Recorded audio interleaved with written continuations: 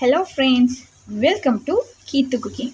இன்றைக்கி நான் உங்களுக்கு டேஸ்டியான ஒரு திருக்க மீன் கறி நான் எப்படி செய்கிறேன்னு சொல்லி உங்களுக்கு செய்து காட்ட போகிறேன். அதுக்கு வெங்காயம், பச்சை மிளகாய், வெள்ளைப்பூடு ஒரு 3 வெள்ளைப்பூடு எடுத்து 4 வெட்டி வச்சுருக்கிறேன். இதில் ஒரு பெரிய வெங்காயத்தை கட் பண்ணி எடுத்துருக்கிறேன். 2 பச்சை மிளகாயை கட் பண்ணி எடுத்துருக்கிறேன். இன்னும் ஒரு தக்காளி பழம், கொஞ்சம் கருவேப்பிலை எடுத்து வச்சுருக்கிறேன்.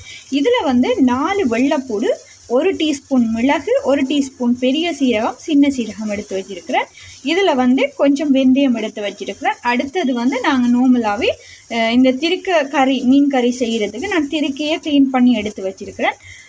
தேங்காய் பால், அடுத்தது நார்மலாக நம்ம கறிக்கு பாவிக்கிற மிளகாத்தூளை நம்ம யூஸ் பண்ண போகிறோம். ஓகே, வாங்க இப்போ எப்படி இது செய்யலாம்னு பார்ப்போம். நான் ஒரு தாச்சி எடுத்து வச்சுருக்கிறேன். இப்போ ஸ்டவ் ஆன் பண்ணி கொஞ்சம் எண்ணெய் விட்டுருக்கிறேன். இந்த எண்ணெய் சூடாகின பிறகு நாங்கள் இதுக்குள்ளே ஒரு 1/2 டீஸ்பூன் அளவு வெந்தயத்தை சேர்த்துக்கொள்வோம்.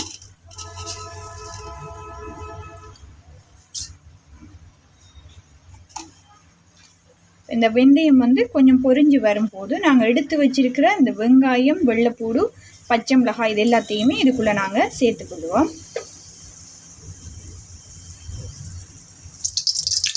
ஓகே, இப்போ இது நல்லா பொரிஞ்சு வருது. இப்போ நான் எடுத்து வச்சிருக்கிற வெங்காயம், வெள்ளைப்பூடு, பச்சை மிளகாய் எல்லாத்தையும் ஒன்றாவே சேர்த்துக்கொள்கிறேன்.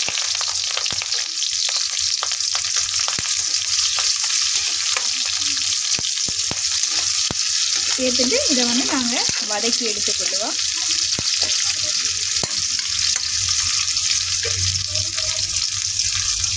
இது வதங்குற அந்த டைம்லேயே நான் எடுத்து வச்சிருக்கிற இந்த வெள்ளைப்பூடு, சீரகம், மிளகு இது எல்லாத்தையும் மிக்சியில் போட்டு நல்ல பேஸ்ட்டாக அரைச்சி எடுத்துக்கொள்கிறேன். ஓகே, இப்போ பார்த்தீங்கன்னா தெரியும் இது கொஞ்சம் வதங்கிட்டது. இப்போ நான் எடுத்து வச்சிருக்கிற இந்த கருவேப்பிலையை இதுக்குள்ளே சேர்த்துக்கொள்கிறேன்.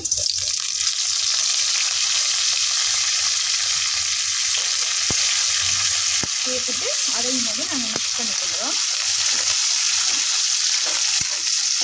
இப்போ நான் எடுத்து வச்சிருக்கிற இந்த தக்காளி பழத்தையும் இதோட சேர்த்துக்கொள்கிறேன்.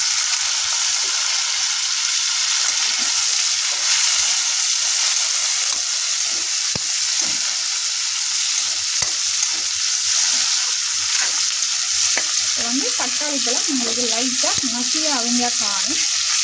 இதை கொஞ்சம் லைட்டாக மசிகிற அளவுக்கு இதை வதக்கி எடுத்துக்கொள்வோம்.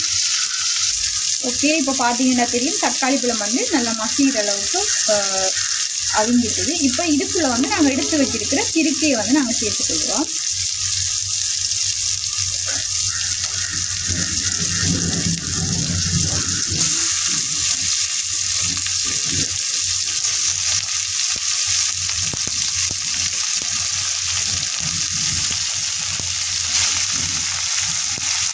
ஓகே, இப்போ எல்லா திருக்க மீனையும் இதில் சேர்த்தாச்சு. இப்போ நான் இதுக்குள்ளே என்னோட கறிக்கு தேவையான அளவு மிளகாத்தூளை நான் சேர்த்துக்கொள்கிறேன்.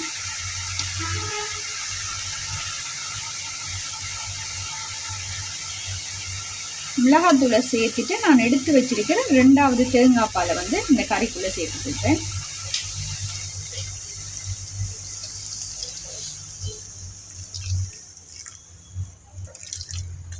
கறிக்குள்ளே சேர்த்துட்டு இதுக்குள்ளே தேவையான அளவு நாங்கள் உப்பை சேர்த்துக்கொள்ளுவோம். உப்பை சேர்த்துட்டு இப்போ நல்ல லோ ஃப்ளேமில் இதை நாங்கள் நல்லா கொதிக்க விடுவோம். இது நல்ல ஒரு கொதி வந்த பிறகு நாங்கள் அரைச்சி வச்சிருக்கிற மசாலாவை சேர்த்துட்டு அதுக்கு பிறகு நாங்கள் 1வது பாலை ஊற்றிக்கொள்ளலாம். இப்போ இது ஒரு கொதி வரட்டும். ஓகே, இப்போ பார்த்தீங்கன்னா தெரியும் நல்லா திருக்க மீன் நல்லா தண்ணி எல்லாம் விட்டு நல்லா ஒரு கொதி கொண்டிருக்குது.